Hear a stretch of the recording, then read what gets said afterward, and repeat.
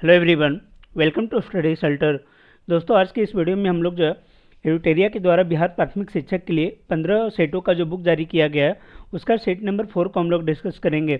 इसके पहले set number 1, 2 और 3 को हम लोगों ने डिस्कस कर लिया है और इस सेट में हम लोग कुल 120 प्रश्नों को डिटेल से देखेंगे। तो आइए शुरू करते हैं इस सेशन को। जो सेट 4 है उसका पहला क्वेश्चन दिया हुआ है कि व्यायाम मंडल की स्थापना 1896 में पुणे में किसके द्वारा की गई थी।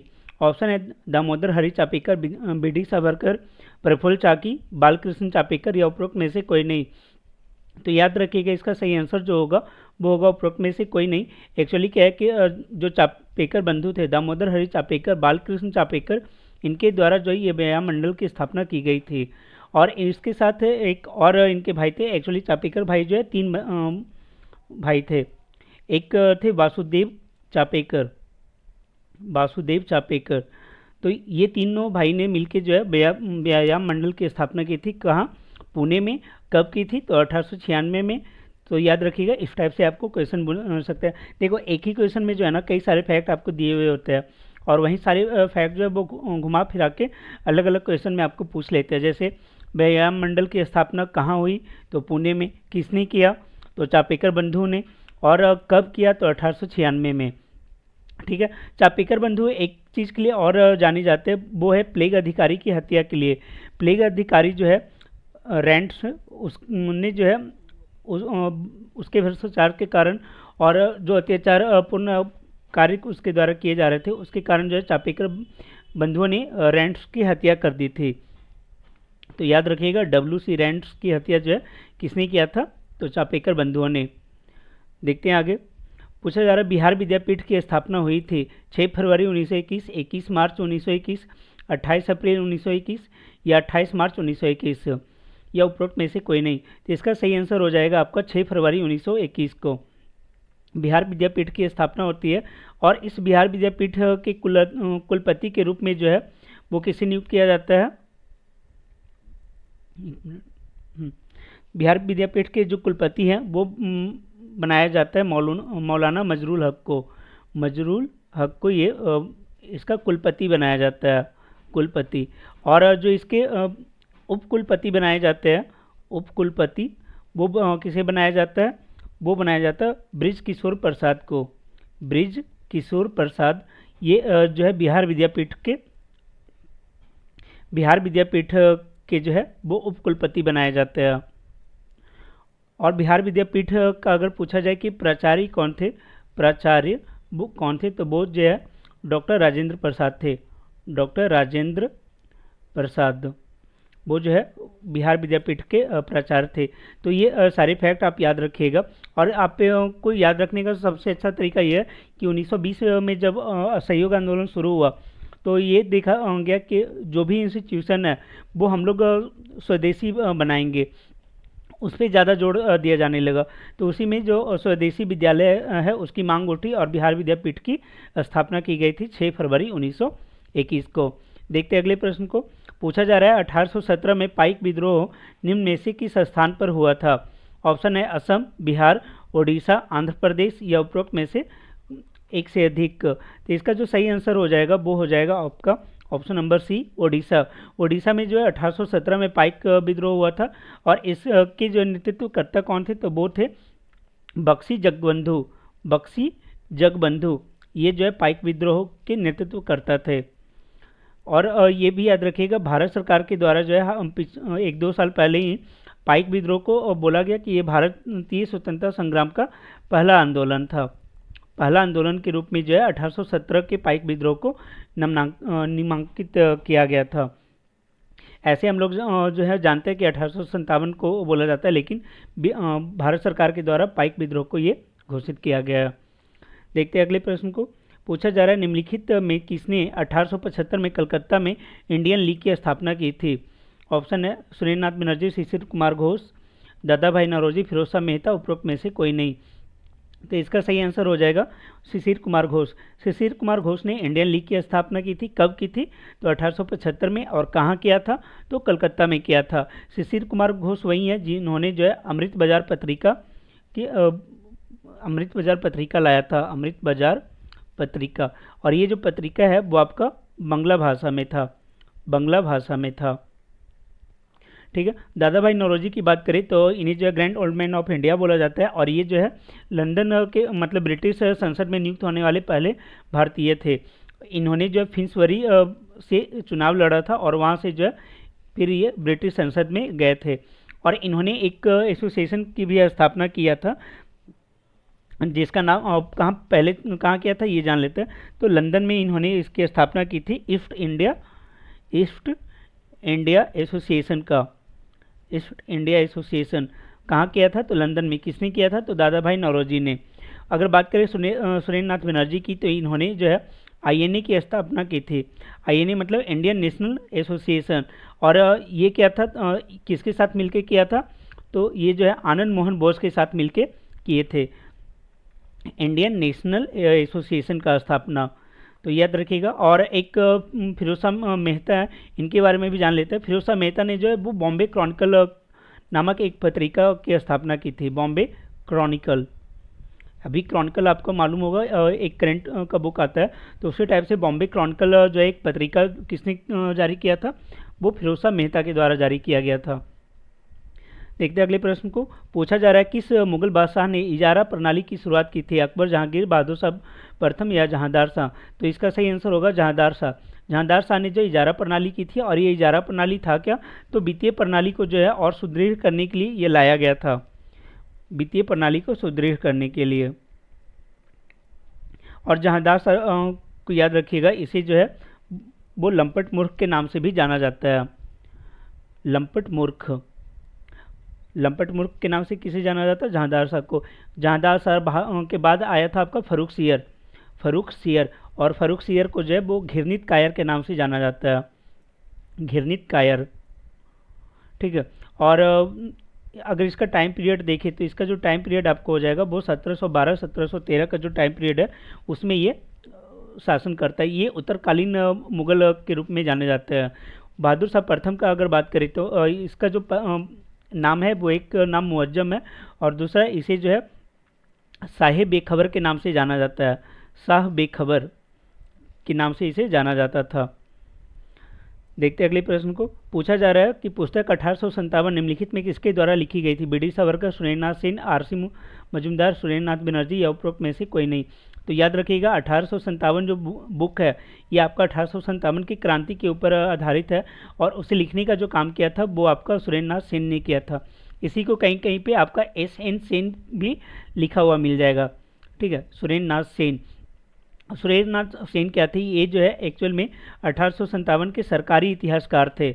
ठीक है, गवर्नमेंट हिस्ट्रियन थे 1857 के। और 1857 के बारे में ही बी.डी. सावरकर ने बोला था कि ये भारत का प्रथम स्वतंत्रता संग्राम है। प्रथम स्वतंत्रता संग्राम किसने बोला था? तो बी.डी. सावरकर ने बोला था। अगर बात करें आर.सी. मजूमदार की, तो आर.सी. मजूमदार ने एक बुक लिखी थी जिसका नाम था सिपोई म्यूटनी। सिपोई म्यूटनी एक बुक था, और बुक इसने लिखा था sepoy mutiny and revolt of 1857 करके उस बुक का नाम था, वो लिखा था आर.सी. मजूमदार ने। तो ये तीनों बुक जो है वो आप याद रखिएगा। पहला सुरेंद्र नाथ सेन का 1857, और बी.डी. सावरकर ने लिखा था प्रथम स्वतंत्रता संग्राम। ठीक है, the Indian war of independence जो है वो पूरा था, the first Indian war of independence BD. Savarkar के द्वारा लिखा गया था। देखते हैं अगले प्रश्न को। पूछा जा रहा है स्वतंत्रता आंदोलन के दौरान दिल्ली घोषणा पत्र कब जारी किया गया था? तो देखो दिल्ली घोषणा पत्र जो है वो आपका पहले क्यों जारी किया गया था ये जान लेते हैं। गोलमेज सम्मेलन में भारतीयों को शामिल होने के लिए जो है जितने भी आपके राजनीतिक दल थे उस टाइम सभी को एक लेटर जारी किया गया, एक घोषणा पत्र जारी किया गया कि आप जो है इसमें शामिल होइए। हम लोग जो है भारत में संवैधानिक सुधार करेंगे और उसके ऊपर चर्चा करेंगे गोलमेज सम्मेलन में। तो गोलमेज सम्मेलन में शामिल होने के लिए जो राजनीतिक दल है उन्हें आह्वान करने के लिए ये दिल्ली घोषणा पत्र जारी किया गया था। और ये कब जारी किया गया था? तो ये जो है आपका 1929 में जारी किया गया था, अर्थात इसका सही आंसर हो जाएगा आपका ऑप्शन नंबर ए। और इस टाइम कौन था आपका वाइसराय? तो वो लॉर्ड इरविन था, लॉर्ड इरविन के टाइम में। और आपको मालूम होगा कि गोलमेज सम्मेलन जो है वो 3 होता है, एक 1930 में, एक 1931 में और एक 1932 में। और इन तीनों में मात्र एक में 1931 में जो है कांग्रेस पार्टिसिपेट करती है। बाकी तीनों में अगर पूछा जाए कि कौन पार्टिसिपेट किया था, तो याद रखिए भीमराव अंबेडकर के द्वारा वो तीनों में पार्टिसिपेट किया जाता है। आगे के वर्ष 1816 में भारतीय महिला विश्वविद्यालय की स्थापना किसने की थी? Ishwar Chandra Vidyasagar, Lord Curzon, D के कर्वे, बी एम मालावारी या उपरोक्त में से कोई नहीं। तो याद रखिएगा जो 1916 में भारतीय महिला विश्वविद्यालय की स्थापना है वो किया जाता है आपका डी के कर्वे के द्वारा। ठीक है, ऑप्शन नंबर सी इसका सही आंसर हो जाएगा। इन्होंने जो है वो महिला शिक्षा में सुधार के लिए इसकी स्थापना की थी। इसके अलावा ये जो है एक संस्था से भी जुड़े हुए थे जिसका नाम था विधवा पुनर्विवाह संघ। विधवा पुनर्विवाह संघ, उससे ये जुड़े हुए थे। और आपको मालूम होगा कि जो विधवा पुनर्विवाह अधिनियम है वो किसके प्रयास से लाया गया था? तो ईश्वर चंद्र विद्यासागर के प्रयास से ये विधवा पुनर्विवाह लाया गया था। और इन्हीं के प्रयास के कारण जो है 1856 में ये एक्ट पास होता है और विधवा विवाह के ऊपर रोक लगा दी जाती है। वहीं अगर बात करें बी एम मालावारी की, तो बी एम मालावारी का जो है वो भी महिला के उत्थान के लिए काफ़ी प्रयास किए थे। इन्हीं के प्रयास से क्या है कि जो सहमति एक था कि आयु सहमति अधिनियम, ठीक है, आयु सहमति अधिनियम करके था, एज ऑफ कंसेंट उसे बोला जाता है, सहमति का आयु अधिनियम था। तो वो सहमति का आयु अधिनियम जो है वो इन्हीं के द्वारा के प्रयास से लाया गया और जिसमें ये बोला गया था कि 12 वर्ष से जो है कम उम्र की जो भी लड़कियां हैं उनकी विवाह नहीं की जाएगी। 12 वर्ष से कम उम्र के लड़कियों की विवाह नहीं की जाएगी, ये इन्हीं के प्रयास से हुआ था। और जो एक्ट आया था उसका नाम था एज ऑफ कंसेंट अर्थात सहमति की आयु 1891 अधिनियम। तो ये सारे फैक्ट याद रखिएगा। लॉर्ड कर्जन के बारे में मालूम होगा कि जो बंगाल विभाजन है ये लॉर्ड कर्जन के काल में ही हुआ था। देखते हैं अगले प्रश्न को। क्वेश्चन नंबर 9 में पूछा जा रहा है महात्मा गांधी और जवाहरलाल नेहरू की पहली मुलाकात हुई थी। ऑप्शन है लखनऊ अधिवेशन, बम्बई अधिवेशन, अमृतसर अधिवेशन या नागपुर अधिवेशन, यह उपरोक्त में से कोई नहीं। तो इसका सही आंसर हो जाएगा आपका लखनऊ अधिवेशन। लखनऊ अधिवेशन 1916 जो है वो अपने आप में काफ़ी इंपॉर्टेंट है क्योंकि इसी टाइम में जो है वो आपका गरम दल और नरम दल दोनों एक होते हैं। मुस्लिम लीग और इंडियन नेशनल कांग्रेस दोनों जो है एक साथ यहाँ बैठक करती है, तो काफ़ी इम्पॉर्टेंट हो जाता है। इसके अलावा क्या है कि इसी अधिवेशन के लिए जब महात्मा गांधी आए थे और जवाहरलाल नेहरू आए थे तो दोनों की पहली मुलाकात होती है। आपको मालूम होगा कि महात्मा गांधी जो है वो 9 जनवरी 1915 को दक्षिण अफ्रीका से भारत आए थे और उसके बाद जो है पहली बार वो लखनऊ अधिवेशन में पार्टिसिपेट कर रहे थे। हालांकि गांधी जी के लिए पहला अधिवेशन नहीं था, 1901 में का जो कांग्रेस अधिवेशन था कलकत्ता में, उसमें पहली बार गांधी जी पार्टिसिपेट किए थे। खैर आगे बढ़ते हैं। तो यहाँ पर महात्मा गांधी और जवाहरलाल नेहरू जो है वो उनकी पहली मुलाकात होती है और कहाँ पे होती है? तो लखनऊ में होती है। लखनऊ का एक स्टेशन है चारबाग स्टेशन, उसी स्टेशन पे जो है पहली बार गांधी जी और नेहरू जी दोनों की मुलाकात हुई थी। अगर बात करें लखनऊ अधिवेशन की अध्यक्षता कौन किया था, तो ये वो सबसे ज़्यादा पूछा जाने वाला क्वेश्चन में से एक है। इसके जो अध्यक्ष थे वो थे अंबिका चरण मजूमदार इसके अध्यक्ष थे और ये काफ़ी पूछा जाता है इसलिए इसे याद रखिएगा। देखते हैं आगे। पूछा जा रहा है इंडिया डिवाइडेड पुस्तक किसने लिखी थी? ऑप्शन है बी.डी. सावरकर, डॉक्टर राजेंद्र प्रसाद, लाला लाजपत राय, जवाहरलाल नेहरू या उपरोक्त में से कोई नहीं। तो इसका जो सही आंसर हो जाएगा वो होगा डॉक्टर राजेंद्र प्रसाद। डॉक्टर राजेंद्र प्रसाद ने जो है वो इंडिया डिवाइडेड पुस्तक लिखी थी। वहीं अगर बात करें लाला लाजपत राय की, तो इन्होंने जो है अनहैप्पी इंडिया पुस्तक लिखी है, अनहैप्पी इंडिया। और जवाहरलाल नेहरू ने कई सारी पुस्तकें लिखी जैसे डिस्कवरी ऑफ इंडिया लिखा था। इसके अलावा जो है और पुस्तकें लिखी थी जैसे कि आपका हो गया ग्लिम्सेज ऑफ वर्ल्ड करके एक पुस्तक है, वर्ल्ड हिस्ट्री वो। फिर कौमी आवाज़ भी नेहरू के द्वारा लिखा गया था और एक मेरी कहानी जो पुस्तक है वो भी जो है जवाहरलाल नेहरू के द्वारा लिखा गया था। तो कई सारी पुस्तकें जो है वो जवाहरलाल नेहरू ने लिखी थी। अगर बात करें बी.डी. सावरकर की, तो अभी हम लोगों ने देखा था कि 1857 की क्रांति के ऊपर जो है प्रथम स्वतंत्रता संग्राम आंदोलन जो पुस्तक थी वो बी.डी. सावरकर के द्वारा लिखा गया था। तो याद रखिएगा India divided doctor Rajendra Prasad ने लिखा है। ऑप्शन नंबर बी जो है करेक्ट आंसर हो जाएगा। आगे के भारत के लिए पहला संवैधानिक सुधारों पर श्वेत पत्र किसके द्वारा तैयार किया गया था? ऑप्शन है हंटर आयोग, रेडक्लिफ आयोग, बटलर आयोग या साइमन कमीशन। तो इसका सही आंसर हो जाएगा साइमन कमीशन। साइमन कमीशन जो है वो संवैधानिक सुधार के लिए भारत आया था।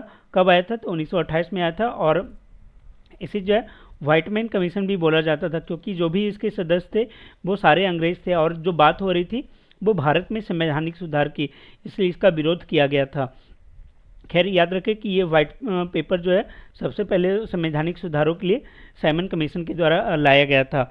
और उस टाइम पूछा जाए कि गवर्नर जनरल कौन था या वाइसराय कौन था, तो इरविन जो है उस टाइम जो है वाइसराय था, लॉर्ड इरविन।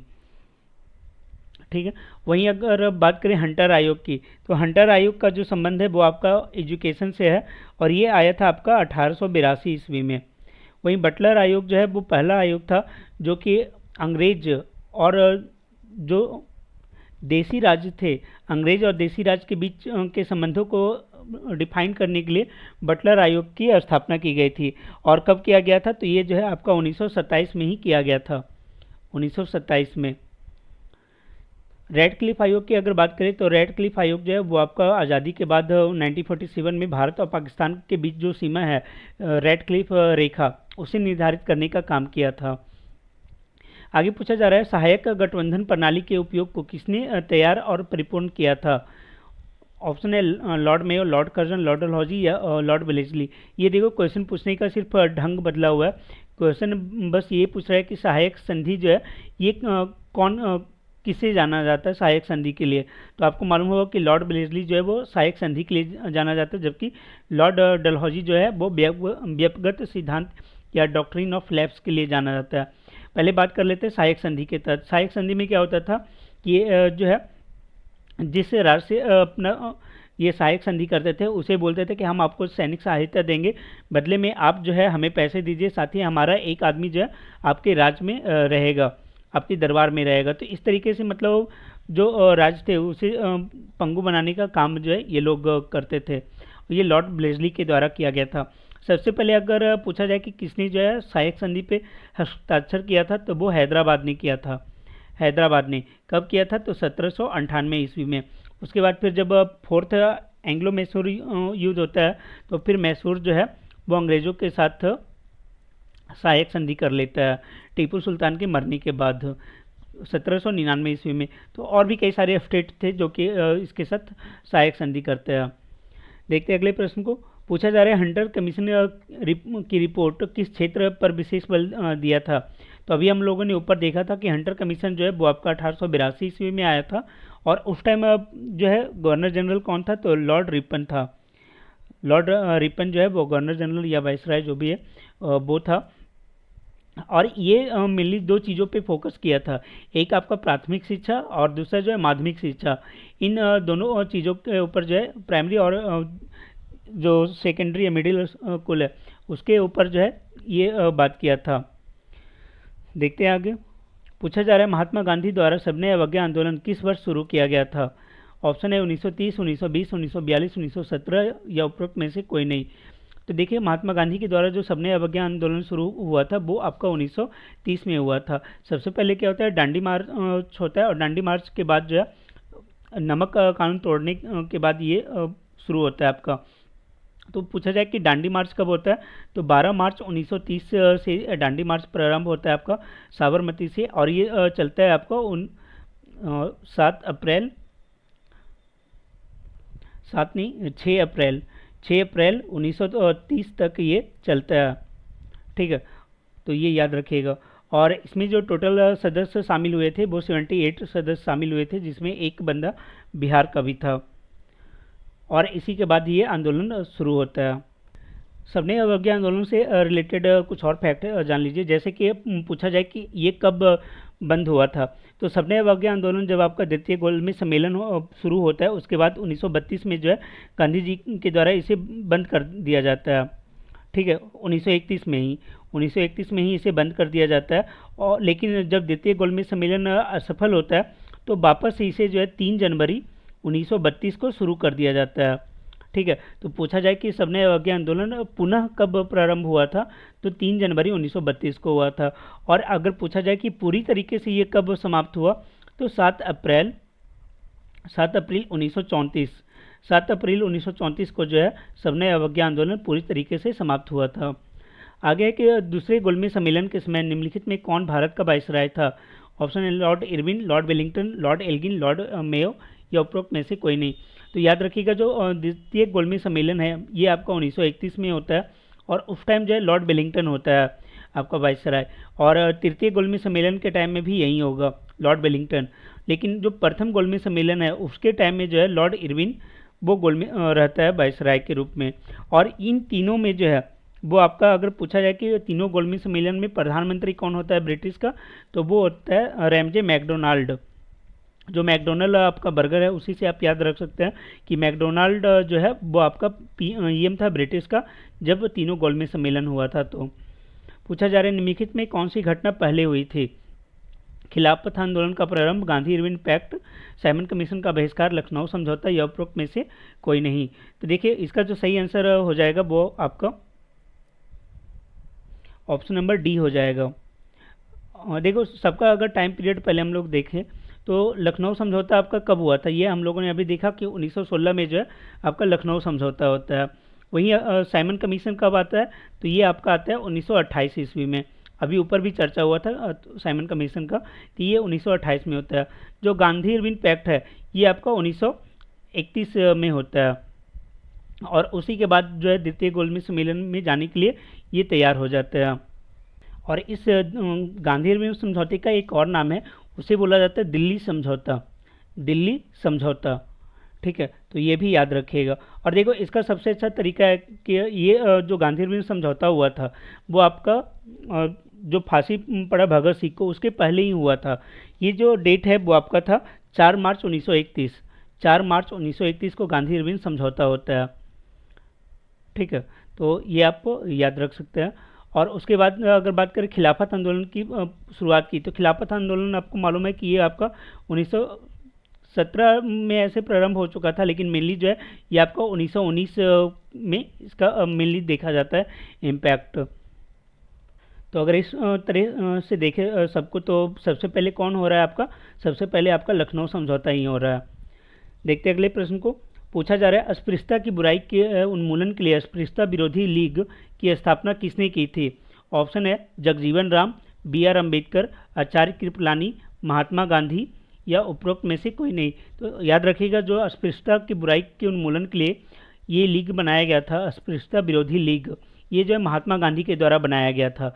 वह ये था कि जब द्वितीय गोलमेज सम्मेलन हुआ तो उसके बाद फिर एक आपका जो है सांप्रदायिक पंचायत घोषित कर दिया गया था, मतलब गवर्नमेंट के द्वारा, ब्रिटिश गवर्नमेंट के द्वारा लाया गया था।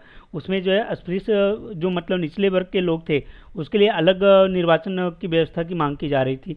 तो उसी के बाद उनकी मतलब समस्याओं को दूर करने के लिए, लोगों में जागरूकता लाने के लिए महात्मा गांधी के द्वारा अस्पृश्यता विरोधी लीग लाई जाती है। और ये कब लाया जाता है? आपका 1932 ईस्वी में लाया जाता है, 1932 ईस्वी में। और फिर उसी के बाद गांधी जी का रुझान जो है वो अस्पृश्यता के प्रति या फिर इन लोगों के प्रति बढ़ जाता है। और फिर 1933 में महात्मा गांधी जो है एक हरिजन नामक पत्रिका भी जारी करते हैं। ठीक है, तो ये याद रखिएगा।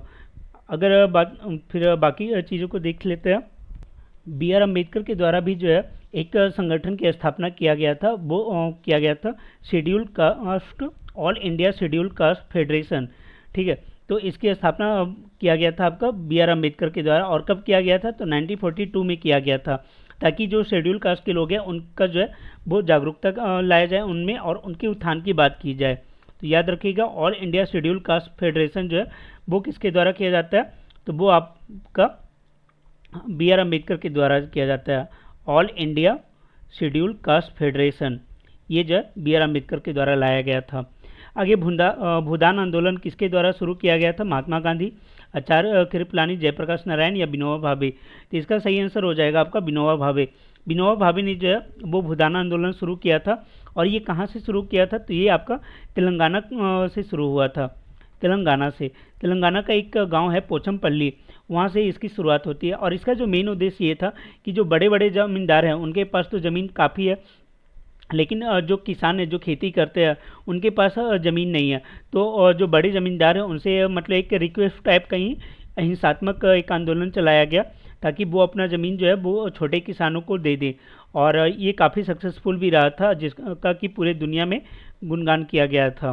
तो याद रखिएगा, भूदान आंदोलन जो है आपका तेलंगाना के पोचमपल्ली गांव से शुरू होता है और कब होता है तो 1951 में होता है, 1951 में होता है, आज़ादी के बाद। और ये सारे जो है इससे रिलेटेड मेन फैक्ट थे। देखते हैं आगे। आगे पूछा जा रहा है, अंग्रेजों के खिलाफ भारतीय नौसेना विद्रोह किस वर्ष में शुरू हुआ, किस वर्ष में हुआ था? ऑप्शन है 1857, 1919, 1946, 1947 या उपरोक्त में से कोई नहीं। तो देखो, जो नौसेना के विद्रोह है वो आपका देखा जाता है 1946 में, ठीक है, इसलिए करेक्ट आंसर हो जाएगा 1946। इसमें क्या है, जो इंडियन रॉयल इंडियन नेवी था वो विद्रोह कर देते हैं असमानता को लेके। जो गैर कमीशन अधिकारी थे और जो भारतीय थे उन्हें जो है अलग टाइप से रेटिंग की जाती थी, अलग टाइप से व्यवहार किया जाता था, इसलिए ये विद्रोह होता है। और इस विद्रोह की जो शुरुआत है वो आपका बम्बई बंदरगाह से होता है, ठीक है, बॉम्बे बंदरगाह से इसकी शुरुआत होता है। ये भी पूछ लिया जाता है कि इसकी शुरुआत कहाँ से होता है, तो बॉम्बे बंदरगाह, जो आज का मुंबई है वो उसका बात कर रहा है। और आपको मालूम है 1857 जो विद्रोह था वो भी एक सैन्य विद्रोह था। देखते हैं आगे। पूछा जा रहा है, हड़प्पा सभ्यता का सर्वाधिक प्रसिद्ध पुरास्थल मोहनजोदड़ो था। देखो, यहाँ पूछा जा रहा है कौन सा असत्य है, हमें असत्य कथन पता करना है। तो हड़प्पा सभ्यता का सर्वाधिक प्रसिद्ध पुरास्थल मोहनजोदड़ो था, ये करेक्ट है। हड़प्पा सभ्यता के संबंध में सर्वप्रथम चार्ल्स मेसन द्वारा जानकारी दी गई थी, ये भी सही है। एक्चुअली में क्या है कि सबसे पहले जो हड़प्पा सभ्यता के बारे में किसी को जानकारी मिला तो वो मिला था चार्ल्स मेसन को। चार्ल्स मेसन जो है एक टीले के रूप में इसकी खोज किए थे 1826 ईस्वी में ही, ठीक है, 1826 ईस्वी में ही चार्ल्स मेसन ने इसकी जानकारी दी थी। बाद में क्या है कि कनिंघम ने जो है इसके बारे में बताया था, मतलब उन्होंने जो है अपनी पुस्तक में लिखा था 1853 के आसपास जो है कनिंघम के द्वारा लिखा गया था, कनिंघम के द्वारा। तो ये आपका मतलब सही स्टेटमेंट है कि सर्वप्रथम जो है चार्ल्स मेसन के द्वारा ये जानकारी दी गई थी, ठीक है। देखते हैं अगले पॉइंट को। पूछा जा रहा है, भारतीय उपमहाद्वीप में कृषि का प्राचीनतम प्रमाण जो है मेहरगढ़ से प्राप्त होता है, तो ये भी सही है। सबसे प्राचीन जो है आपका मेहरगढ़ से ही प्राप्त होता है और कृषि का साक्ष्य। फिर हड़प्पा सभ्यता के बर्तनों पर केवल काले रंग से चित्रकारी की जाती थी, तो यहाँ पे ये गलत हो जाएगा। जो हड़प्पा सभ्यता के बर्तन थे, जो मृदभान थे, उस पर जो है काले और लाल दोनों रंग का जो है यूज किया जाता था, काला और लाल दोनों रंग का। आगे पूछा जा रहा है, किस वेद में वर्ण शब्द की पहली बार उल्लेख मिलता है? वर्ण का उल्लेख किस में मिलता है, ये पूछा जा रहा है। ऑप्शन है यजुर्वेद, सामवेद, ऋग्वेद, अशोक या फिर उपरोक्त में से कोई नहीं। तो इसका सही आंसर हो जाएगा ऋग्वेद। आपको मालूम होगा कि ऋग्वेद का जो 10वां मंडल है उसके पुरुष सूक्त में जो है इसका उल्लेख किया गया था और 4 वर्णों का उल्लेख किया गया है, ठीक है। तो ये आप याद रखिएगा कि ऋग्वेद के 10वें मंडल में वर्ण का उल्लेख है। और कौन से सूक्त में, तो पुरुष सूक्त है, उसमें ये उल्लेख किया गया, पुरुष सूक्त। देखते हैं आगे। पूछा जा रहा है, राजधानी को पाटलिपुत्र से वैशाली किसने स्थानांतरित किया था? कालाशोक, शिशुनाग, उदयन या उपरोक्त में से कोई नहीं या उपरोक्त में से एक से अधिक। देखो, पहली बात तो ये कि आपको एग्जाम में जो है ना इस टाइप के आपके ऑप्शन का फॉर्मेट मिल सकता है, जिसमें कि उपरोक्त में से कोई भी नहीं दिया हुआ हो और एक से अधिक भी दिया हो, या फिर सिंपल है एक होता है कि उपरोक्त में से कोई नहीं या उपरोक्त में एक से अधिक। तो इस टाइप का ये दोनों जो है एक में ही आपको मिल सकता है। तो आप इन सब के लिए आप पहले से तैयार रहो, ऐसा जो है आपको एग्जाम में ऑप्शन दे के पूछा जा सकता है, ठीक है। पहले इसका आंसर देख लेते हैं।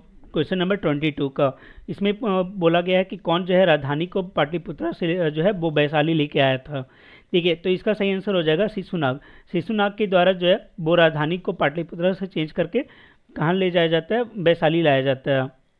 और एक्चुअल में होता क्या है कि ये जो राजधानी है वो किसका है, मगध का। तो मगध का जो राजधानी है वो सबसे पहले हुआ करता था राजगृह, या जो आज के टाइम में हम लोग राजगीर के नाम से जानते हैं।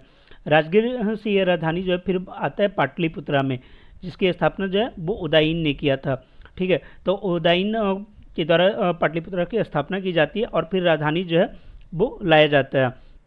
उसके बाद फिर क्या है कि शिशुनाग जो है, जो नाग शिशुनाग वंश की स्थापना करता है, कौन सी वंश की, शिशुनाग वंश की स्थापना करता है। तो वो अपनी राजधानी मतलब मगध की राजधानी जो है वो चेंज करके वैशाली लेके चला जाता है, ठीक है। लेकिन फिर क्या है कि इसका जो बेटा था शिशुनाग का, वो था कालाशोक। कालाशोक क्या करता है कि राजधानी को वापस जो है वैशाली से चेंज करके पाटलिपुत्रा कर देता है। तो ये क्रम जो है आपको देखा जाता है यहाँ पे। ठीक है, तो अब पूछा जा सकता है कि किसने जो है कौन सी राजधानी चेंज की थी। देखते हैं आगे। पूछा जा रहा है गुप्त काल के दौरान अदालतों की भाषा क्या थी। ऑप्शन है संस्कृत, पाली, प्राकृत, अर्धमगधी या उपरोक्त में से कोई नहीं। तो याद रखिएगा गुप्त काल के दौरान जो अदालत की भाषा थी वो आपका संस्कृत था। और अगर पूछा जाए कि गुप्त काल की भाषा क्या थी, तो गुप्त काल का जो भाषा है वो भी आपका संस्कृत ही है। और आपको मालूम ही है कि गुप्त वंश की स्थापना किसने किया था, श्रीगुप्त ने किया था। देखते हैं अगले प्रश्न को। पूछा जा रहा है हर्षवर्धन प्रशासन के बारे में गलत कथन का चयन करें। ऑप्शन है कि राजा अंतिम न्यायाधीश होता था, उसकी राजधानी कनौज थी, मतलब हर्षवर्धन के टाइम में जो है वो राजधानी कनौज थी। सती प्रथा प्रचलित नहीं था और दास प्रथा प्रचलित था। देखो इसका जो सही आंसर हो जाएगा वो हो जाएगा ऑप्शन नंबर सी, सती प्रथा जो है प्रचलित नहीं थी। ये बात जो है गलत है, क्योंकि उस टाइम जो है सती प्रथा के प्रमाण जो है यहाँ पे देखे जाते हैं। तो ये आपका ऑप्शन नंबर सी जो है करेक्ट आंसर हो जाएगा। उस टाइम क्या था कि सती प्रथा जो है वो आम बात होती थी। और जो पहला स्टेटमेंट है कि राजा जो है अंतिम न्यायाधीश होता था, ये भी सही है। उसकी राजधानी कनौज थी, तो याद रखिएगा शशांक को हरा के जो है इसने अपनी राजधानी को कनौज बनाया था। ठीक है, मतलब कनौज पे अधिकार किया था इसने।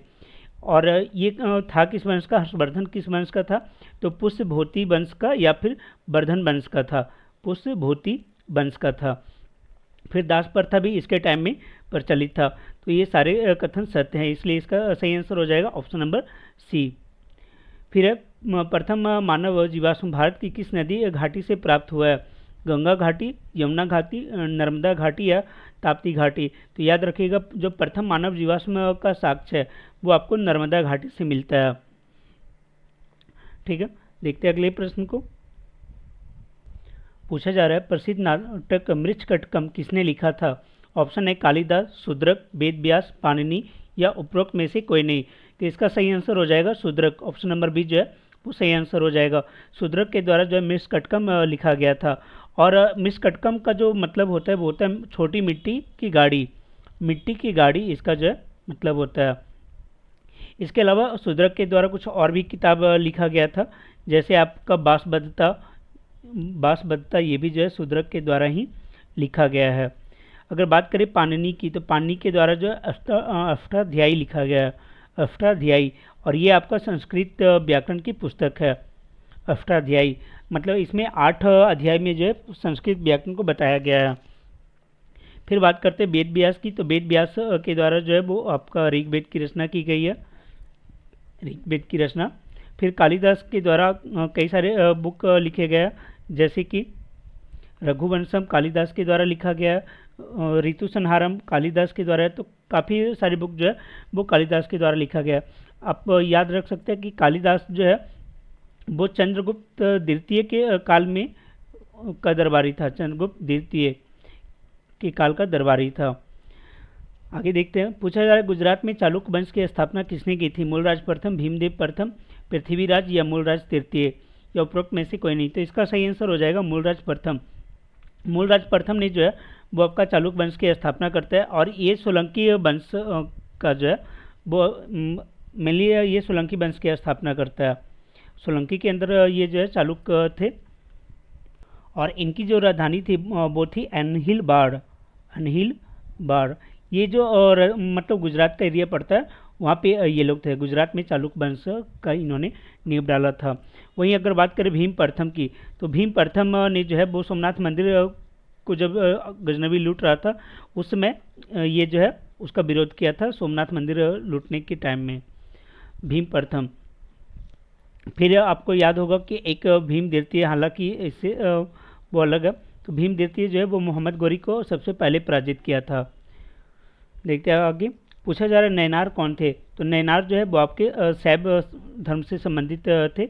और एक होता था, एक तो नैनार हो गया, दूसरा होता था अलवार। ठीक है, तो नैनार और अलवार ये दो लोग थे। नैनार जो थे वो शैव धर्म को मानने वाले थे और इनकी उत्पत्ति जो है बोला जाता है ये तमिलनाडु से हुआ था। ठीक है, तमिलनाडु से जो है इनका उत्पत्ति माना जाता है। और अलवार क्या थे, ये वैष्णव धर्म को मानने वाले थे। आगे निम्नलिखित में किस सुल्तान ने जिले इलाही की उपाधि धारण की थी। देखो, जिले इलाही का मतलब होता है कि ईश्वर के बाद जो है मतलब सुल्तान ही सबसे बड़ा है। तो ये काम जो है वो बलबन के द्वारा किया गया था। बलबन का कहना था कि अब ईश्वर के बाद, अल्लाह के बाद जो है सबसे जो बड़ा है वो आपका सुल्तान ही होता है, और इसलिए उसने जिले इलाही की उपाधि धारण की थी। बलबन ने जो है वो सिजदा एवं पैबोस भी लाया था। सिजदा मतलब झुककर, और पैबोस मतलब कि पैरों को चूमना। तो ये जो प्रथा है वो बलबन के द्वारा ही लाया गया। बलबन ने ही जो है वो आपका तुर्कानी चलगानी की समाप्ति की थी, जिसकी स्थापना किसने किया था, इल्तुतमिश ने किया था। और कुतुबुद्दीन ऐबक जो है वो दिल्ली सल्तनत का पहला सुल्तान था, लेकिन अगर वास्तविक बोला जाए तो वो इल्तुतमिश था वास्तविक सुल्तान। ठीक है। बलबन ने एक और काम किया था, ये दीवाने अर्ज की स्थापना किया था, जो कि आपका एक सैन्य विभाग था, दीवाने अर्ज। और इसने जो है वो रक्त एवं लौह की नीति अपनाई थी। रक्त एवं लौह की नीति अगर पूछा जाए तो वो कौन अपनाया था, तो बलबन के द्वारा ही अपनाया गया था। फिर हम गुलाम वंश का अंतिम सुल्तान कौन था। ऑप्शन है नसरुद्दीन, कैकुबाद, कलीमुल्लाह या कयूम। तो देखो, इसका आंसर जो है आपको अलग अलग जगह पे अलग अलग दिया जाएगा। इस बुक में जो है वो कैकुबाद दिया गया है, और कई सारे बुक में जो आपको कैम्यूर्स मिल जाएगा। ठीक है, तो आप इसे कंफ्यूज ना हो, जो आपको ऑप्शन में दिया हुआ रहेगा वहाँ वो आप टिक लगा लेना। फिलहाल जो है यहाँ पे दिया हुआ है कि कैकुबाद जो है गुलाम वंश का अंतिम सुल्तान था। और अभी हम लोगों ने डिस्कस किया कि जो गुलाम वंश का प्रथम सुल्तान था वो आपका कुतुबुद्दीन ऐबक था, लेकिन जो वास्तविक सुल्तान माना जाता है, संस्थापक माना जाता है, वो इल्तुतमिश को माना जाता है। आगे की औरंगजेब के बाद, अच्छा एक चीज़ और, ये जो है कैकुबाद या कैमूर्स को मारने के बाद जो है वो आपका जो वंश आया था वो खिलजी वंश आया था। खिलजी वंश जो है वो आपका आता है ममलूक या गुलाम वंश के बाद, और वो जो है कैमूर्स को हराकर ये बनता है कौन स्थापना किया था खिलजी का, तो फिरोज खिलजी जो है, जलालुद्दीन फिरोज खिलजी जो है वो स्थापना करता है। फिर पूछा जा रहा है औरंगजेब, अगला प्रश्न है कि औरंगजेब के आदेश पर किस सिख गुरु को फांसी दी गई थी। ऑप्शन है गुरु तेग बहादुर, गुरु अंगद देव, गुरु रामदास या गुरु हरगोविंद। तो याद रखिएगा कि गुरु हरगोविंद जो कि 9वें गुरु थे, उन्हें गुरु हरगोविंद जो है, गुरु हरगोविंद नहीं, गुरु तेग बहादुर जो है, उन्हें औरंगजेब के द्वारा फांसी दिया गया था। और ये जो सिखों के कैमे गुरु थे, 9वें गुरु थे। और ये औरंगजेब के द्वारा एक आपका है अर्जुन देव, जो सिखों के 5वें गुरु हैं, गुरु अर्जुन देव, उनके द्वारा जो है उनको फांसी दिया गया था। वो जहांगीर के कहने पे, जहांगीर के कहने पे जो है गुरु अर्जुन देव को फांसी दी गई थी। वहीं अगर बात करें गुरु हरगोविंद की, तो गुरु हरगोविंद जो है वो 6ठे गुरु थे, और इन्होंने जो है सिखों को संगठित किया था। जैसे जो 5वें गुरु थे आपका अर्जुन देव, उनकी हत्या होने के बाद जो 6ठे गुरु बने गुरु हरगोविंद, उन्होंने क्या किया कि जो सिख संप्रदाय था उसे सैनिक संगठन में ढालने का प्रयास किया, और उन्होंने जो है अकाल तख्त की स्थापना की। साथ ही जो है वो 2 तलवार लेके गद्दी पे बैठते थे। तो मतलब आप समझ सकते हैं क्यों ऐसा हो रहा था, क्योंकि 5वें गुरुदेव जो थे अर्जुन गुरुदेव, उनकी हत्या हो गई थी। इसीलिए जो है गुरु हरगोविंद ने ये काम किया था, अकाल तख्त किया था कि स्थापना की, सिखों को जो है सैन्य संगठन के रूप में किया। अमृतसर की जो है उन्होंने किलाबंदी की थी। ये सारे काम इनके द्वारा किया गया था। फिर जो 7वें गुरु हुए वो गुरु हर राय हुए थे, और 8वें गुरु गुरु हरकिशन, और 9वें गुरु जो है गुरु तेग बहादुर, और 10वें गुरु जो है वो आपके गुरु गोविंद सिंह थे। तो ये याद रखिएगा। अच्छा, अगर बात करें गुरु रामदास की, तो ये जो है 4th गुरु थे, और इन्हीं को अकबर ने क्या था, इनकी जो बेटी थी उनको जो है वो अमृतसर जलाशय गिफ्ट में दिया था, जिसके ऊपर आज जो है वो अमृतसर शहर बसा हुआ है, और वहाँ पे जो है स्वर्ण मंदिर बना हुआ है। तो वो जो है ज़मीन अकबर के द्वारा गुरु रामदास को दी गई थी। आगे निम्नलिखित में कौन सी घटना सबसे पहले हुई थी। खानवा का युद्ध, घाघरा का युद्ध की लड़ाई, कन्नौज की लड़ाई, चौसा की लड़ाई, या उपरोक्त में से कोई नहीं। तो सबसे पहले हम लोग इसका जो है हर एक का ईयर देख लेते हैं। देखिए, खानवा की जो लड़ाई है वो 1527 में हुआ था, और अगर पूछा जाए किसके बीच हुआ था, तो बाबर और राणा सांगा के बीच हुआ था, बाबर और राणा सांगा। फिर घाघरा की जो लड़ाई है वो आपका 1529 में होता है। कब, तो 1529 में, एक मिनट, 1529 में आपका घाघरा की लड़ाई होता है। और किसके बीच होता है, ये होता है बाबर और महमूद लोदी के बीच में, बाबर और महमूद लोदी के बीच में जो है घाघरा का युद्ध हो गया। उसके बाद कन्नौज की जो लड़ाई है, इसके जो है बिलग्राम का भी युद्ध कहा जाता है। ये 1540 में होता है आपका शेर शाह और हुमायूं के बीच में। और इसी युद्ध में पराजित होने के बाद जो है हुमायूं है वो मुगल सम्राट, मुगल जो उसका सत्ता है वो चला जाता है, और फिर शेर शाह जो है सूरी वंश की स्थापना करता है। चौसा की जो लड़ाई है ये आपका होता है 1539 में। ये भी हुमायूं और शेर शाह सूरी के बीच में ही होता है। तो ये अगर पूछा जाए कौन सी घटना सबसे पहले हुई, तो देख सकते हैं कि जो खानवा की लड़ाई है 1527 में बाबर और राणा सांगा के बीच में, ये पहली लड़ाई इन सब में है।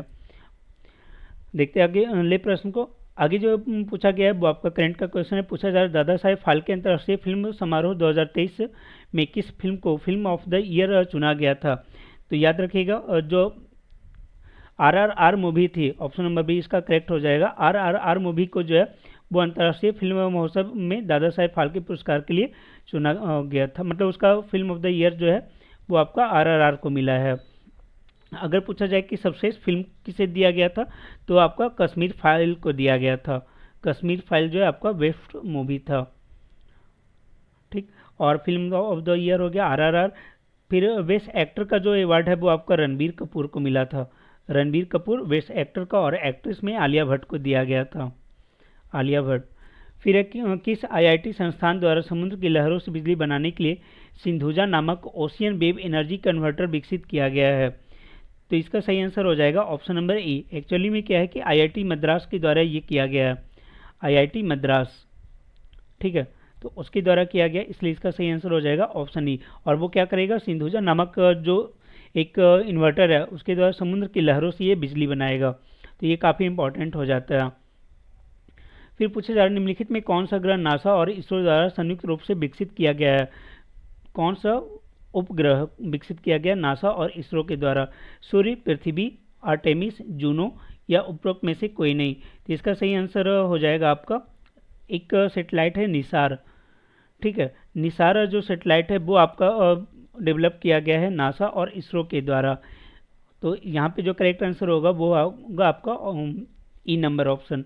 आर्टेमिस जो है ये आपका नासा का ही है, और ये एक तरीके का समझौता भी है जिसमें भारत ने भी सिग्नेचर किया है। आर्टेमिस एकॉर्ड उसे बोला जाता है। देखते हैं अगले प्रश्न को। पूछा जा रहा है भारत अंडर-19 महिला क्रिकेट टीम ने फाइनल में किस टीम को हराकर T20 वर्ल्ड कप जीता। देखो यहाँ पे क्या चीज़ों को ध्यान से देखना, ये पूछा जा रहा है अंडर-19 महिला क्रिकेट टीम में किसने जो है T20 वर्ल्ड कप जीता है, ये पूछा जा रहा है। तो इसका जो सही आंसर वो होगा दक्षिण, ऑप्शन नंबर सी, अर्थात भारत जो इसका करेक्ट आंसर हो जाएगा। भारत ये खिताब मतलब पहली बार यह T20 वर्ल्ड कप जीता है अंडर-19 का, और किसे हरा के जीता है, तो आपको इंग्लैंड को हरा के ये जीता है। और ये आयोजन कहाँ पे हो रहा था, तो ये साउथ अफ्रीका में इसका आयोजन किया गया था। तो याद रखिएगा पहली बार चूंकि हो रहा है इसलिए एग्जाम में पूछा जा सकता है।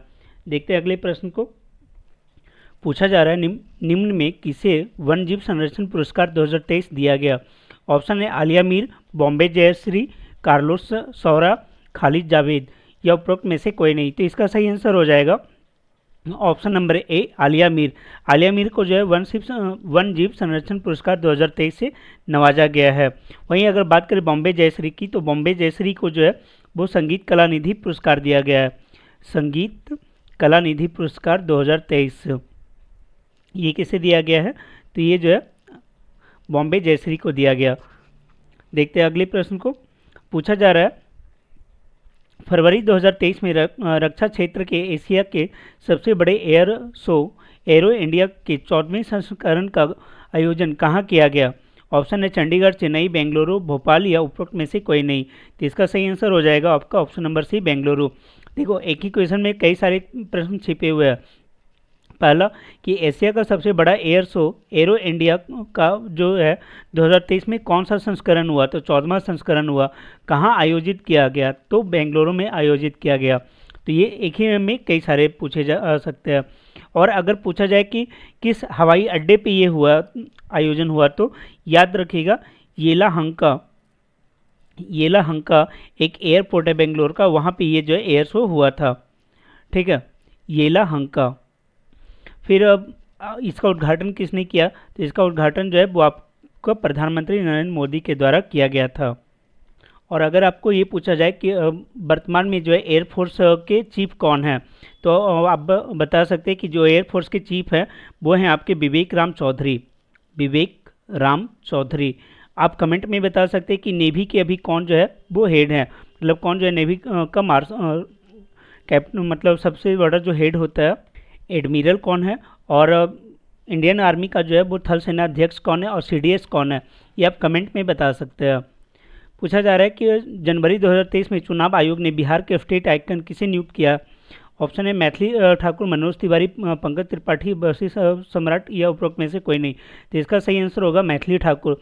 चुनाव आयोग के द्वारा जो है बिहार के स्टेट आइकन के रूप में मैथिली ठाकुर को नियुक्त किया गया। और मैथिली ठाकुर हैं कौन, तो ये जो है एक संगीतकार हैं।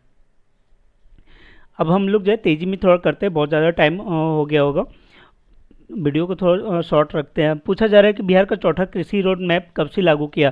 तो याद रखिएगा जो नया फाइनेंशियल ईयर शुरू हुआ है 1 अप्रैल 2023 से, उसी दिन से जो है बिहार का चौथा कृषि रोड मैप ये लागू हुआ है। और ये कब तक चलेगा, तो ये 5 साल का है, तो आपका 2028 तक ये चलेगा। और इसमें जो फोकस किया गया है वो आपका दलहन किया गया है, तिलहन किया गया है, मोटा अनाज किया गया है, साथ ही जो है फिशरीज पे भी, मतलब मत्स्य को भी जो है इसमें प्राथमिकता दी गई है, और जलवायु परिवर्तन पे भी बात किया गया है। फिर पूछा जा रहा है फरवरी 2023 में किस देश ने भीषण ऊर्जा संकट के बीच राष्ट्रीय आपदा घोषित किया।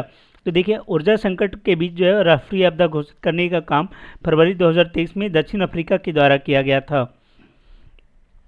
आगे भारत का दूसरा और बिहार का पहला वानिकी कॉलेज किस जिला में खोला गया। तो याद रखिएगा बिहार का पहला है, ठीक है, बिहार का पहला, और भारत का ये दूसरा जो वानिकी कॉलेज है, फॉरेस्ट कॉलेज है, वो आपको मुंगेर में ही खोला गया है। आगे की नीति आयोग द्वारा भारत में पहली बार आकलित बहुआयामी निर्धनता के संदर्भ में देश के किस राज्य में बहुआयामी निर्धनता का स्तर सर्वाधिक है। ऑप्शन है झारखंड, बिहार, ओडिशा, उत्तर प्रदेश या उपरोक्त में से कोई नहीं। तो इसका जो सही आंसर हो जाएगा वो होगा बिहार। बिहार में बोला जा रहा है नीति आयोग के द्वारा जो ये रिपोर्ट लाया गया है बहुआयामी निर्धनता सूचकांक का, उसमें बोला गया कि आधी से अधिक जो आबादी है बिहार की वो जो है बहुआयामी मल्टी डायमेंशनल जो पॉवर्टी है उससे ग्रसित है, अर्थात 51.91 लगभग 52% जो आबादी है वो आपका क्या है बहुआयामी गरीबी से ग्रसित है।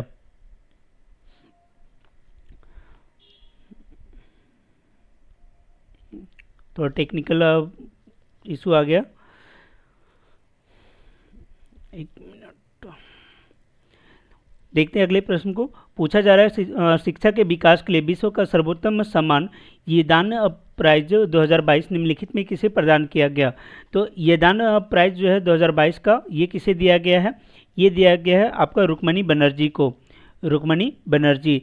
और ये जो पुरस्कार है वो आपका एजुकेशन से रिलेटेड है, ठीक है, एजुकेशन से। तो ये भी आप ध्यान रखिएगा कि जो ये दान प्राइज दिया गया है विश्व का सर्वोत्तम सम्मान वो दिया गया है रुक्मणी बनर्जी को, और उन्हें ये जो दिया गया है वो एजुकेशन के क्षेत्र के लिए दिया गया है। देखते हैं अगले प्रश्न को।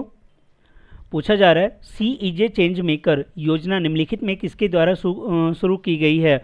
ऑप्शन है राष्ट्रीय न्याय एवं अधिकारिता मंत्रालय, शिक्षा मंत्रालय, राष्ट्रीय महिला आयोग या स्वास्थ्य एवं परिवार कल्याण मंत्रालय। तो याद रखिएगा कि CEJ चेंज मेकर ये अभियान जो है वो आपका राष्ट्रीय महिला आयोग के द्वारा शुरू किया गया है। और इसमें क्या है कि जो भी राजनीति में भागीदार करने वाली महिलाएं हैं, चाहे वो जो है आप का पंचायती स्तर पे हो या फिर संसद में उपस्थित हो, उन सभी को एक मंच पे लाके ये योजना की शुरुआत की गई है। और इसमें लोगों, मतलब जो महिलाएं हैं उन्हें जो है मोटिवेशन दिया गया है आगे बढ़ने का। आगे पूछा जा रहा है तरुण भारत संघ नामक समूह संबंधित है। तो याद रखिएगा तरुण भारत संघ जो है एक NGO है, और इसका संबंध है कि जो पुरानी झील है उसे पुनः निर्मित करने के लिए ये जाना जाता है संघ। और ये जो है 1975 से ही काम कर रहा है, ठीक है। तो आप समझ सकते हैं कितना अच्छा ये काम कर रहा है। जो पुराने झील हैं या तालाब है उन सभी को ये जो है पुनर्निर्मित करने का कार्य करता है। और ये जो है मेनली आपका एक्टिव है कौन से एरिया में, तो राजस्थान का ये आपका एक NGO है तरुण भारत संघ। पूछा जा रहा है FAO अर्थात संयुक्त राष्ट्र खाद्य एवं कृषि संगठन का मुख्यालय कहाँ स्थित है? तो आपको मालूम होना चाहिए मुख्यालय जो है आपका रोम में स्थित है। और इसकी अगर स्थापना की बात करें तो इसका स्थापना जो है वो आपका हुआ था 16 अप्रैल 1945 को। ठीक है, 16 अप्रैल 1945 को जो है आपका FAO का स्थापना होता है। पूछा जा रहा है उत्तरी ध्रुव पर पहुंचने वाली विश्व का प्रथम व्यक्ति कौन था? ये सारे जो है आपका करंट क्या बोलते हैं जो मिसलेनियस जीके होते हैं वो पूछा हुआ है। तो उत्तरी ध्रुव पर पहुंचने वाला जो प्रथम व्यक्ति है वो आपका है ऑप्शन नंबर सी हो जाएगा, रॉबर्ट पियरी। रॉबर्ट पियरी जो है वो प्रथम व्यक्ति था जो उत्तरी ध्रुव पे पहुंचा था। वहीं अगर बात करें कैरोलिना मिकल्सन की तो ये पहली महिला है, पहली फीमेल है जो कि आपका उत्तरी ध्रुव पे पहुंची है। और रॉबर्ट पियरी के बारे में पूछा जाए ये किस देश का था? तो ये आपका जो है USA का व्यक्ति था। फिर किस रंग के प्रकाश का पौधा किस रंग के प्रकाश का पौधा द्वारा तीव्र अवशोषण होता है? ऑप्शन है बैगनी एवं नारंगी, पीला, बैगनी, नीला और एवं लाल, और लाल एवं बैगनी। तो देखो इसका सही आंसर आपका हो जाएगा ऑप्शन नंबर सी, नीला और लाल। ठीक है, सबसे अधिक जो है वो आपका लाल में होता है, उसके बाद नीला में होता है। और अगर सबसे कम बोला जाए तो वो आपका बैगनी कलर में होता है। बैगनी कलर में जो है वो आपका जो प्रकाश का संश्लेषण या प्रकाश के द्वारा जो अवशोषण होता है लाइट का वो सबसे कम होता है। और ये सारी चीज़ें जो है जो मैराथन क्लास है उसमें आपको बता रखा है मैंने। आप चाहे तो साइंस का जो मैराथन क्लास है उसे आप एक बार देख सकते हैं। उसमें हम लोगों ने अब तक 550 क्वेश्चन को कंप्लीट कर लिया है। मैराथन क्लास में क्या है कि पहले हम जो पार्ट 1 है उसमें क्लास 6 का जो भी है SCRT उसे हम लोगों ने एक क्लास में कंप्लीट किया। जो पार्ट 2 है उसमें हम लोगों ने क्लास 7 को कंप्लीट किया। और पार्ट 3 जो है वो जल्द ही आने वाला है जिसमें हम लोग क्लास 8 के पूरे साइंस को कवर करने वाले हैं। आइए देखते हैं अगले प्रश्न को। पूछा जा रहा है पौधे की कोशिकाओं में कार्बोहाइड्रेट का संचय किस रूप में होता है? तो याद रखिएगा जो पौधे हैं उनमें कार्बोहाइड्रेट का जो संचय है वो आपका स्टार्च के रूप में होता है। वहीं अगर पूछा जाए कि मानव में किस रूप में होता है तो वो ग्लाइकोजेन के में होता है। और ये कहाँ पे होता है? तो ये आपका यकृत में होता है। और जब मानव जो है फास्टिंग में या उपवास में होता है, खाना नहीं खाता है, तो यही ग्लाइकोजेन जो है वापस जो कन्वर्ट होकर हमें जो है ग्लूकोज के रूप में एनर्जी प्रदान करता है। आगे पूछा जा रहा है हरे पादप में उपस्थित अवर्णी लवक या ल्यूकोप्लास्ट का क्या कार्य है? ऑप्शन है पत्तियों को रंग प्रदान करना, फलों एवं बीजों का रंग प्रदान करना, फूलों को रंग प्रदान करना, खाद्य संग्रहण में सहायता करना, या उपरोक्त में से कोई नहीं। तो याद रखिएगा जो हरे पादप में उपस्थित ल्यूकोप्लास्ट है उसका मेन काम होता है खाद्य संग्रहण में सहायता करना। देखो 3 प्रकार के आपको लवक पाए जाएंगे। एक आपका जो है अवर्णी लवक जिसे हम लोगों ने क्या बोला ल्यूकोप्लास्ट, और दूसरा होता है वर्णी लवक, और तीसरा होता है हरित लवक। हरित लवक का काम है आपका प्रकाश संश्लेषण की क्रिया करना। ठीक है, भोजन मतलब निर्माण का काम जो है वो आपका ये करता है। तीनों को देख ही लेते हैं। जो आपका अवर्णी लवक है उसके बारे में बोला जाता है कि ये पौधे में क्या करता है, ये आपका खाद्य का संग्रहण करने का काम करता है। ठीक है, और ये पाया कहाँ जाता है? ये जो अधिकांशतः पौधे के जड़ में पाया जाता है अवर्णी लवक। अब समझ रहे हो कि उसमें कोई जो है कलर नहीं होगा, तो वो आपका कहाँ होगा? जड़ में होगा, ज़मीन के नीचे होगा। ठीक है, ल्यूकोप्लास्ट। एक आपका हो गया हरित लवक।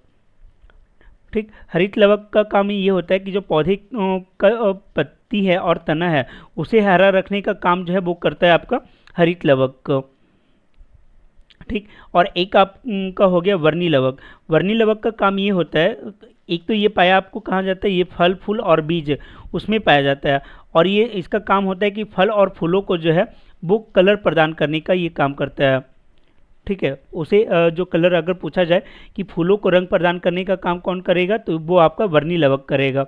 फलों एवं बीजों को रंग प्रदान करने का तो वो आपका वर्णी लवक के द्वारा किया जाएगा। और पत्तों को रंग प्रदान करने का जो काम है वो आपका हरित लवक के द्वारा किया जाएगा। ठीक, देखते हैं अगले प्रश्न को। पूछा जा रहा है निम्न में मूत्राशय में पाई जाने वाली पेशी कौन सी है? कौन सी पेशी जो है मूत्राशय में पाई जाती है? तो इसका सही आंसर होगा अरेखित पेशी। अरेखित पेशी जो है वो हमारे मूत्राशय में पाया जाता है। और एक्चुअली में दो नहीं 3 तरीके की पेशी होती है। आपका एक अरेखित हो गया, दूसरा रेखित हो गया, और तीसरा जो है हृदय पेशी हो गया। तो हृदय पेशी समझ रहे कि ये आपका कहाँ पाया जाएगा? हृदय में पाया जाएगा।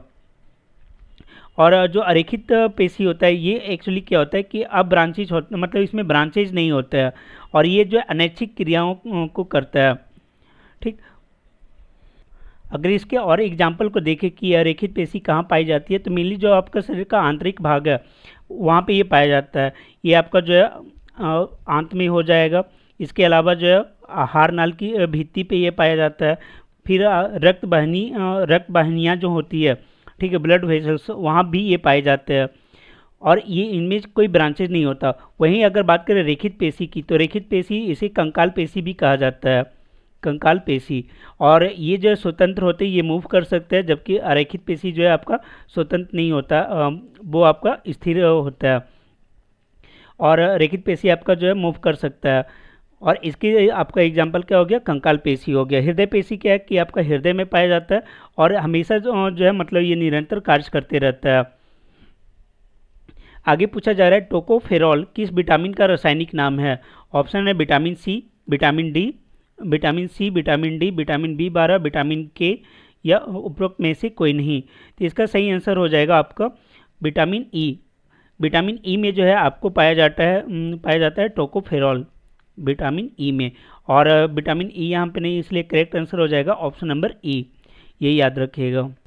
अगर बाकी के ऑप्शन को देखें तो विटामिन सी जो है वो आपका होता है एस्कॉर्बिक एसिड। विटामिन डी क्या होता है, ये कैल्सीफिरॉल होता है।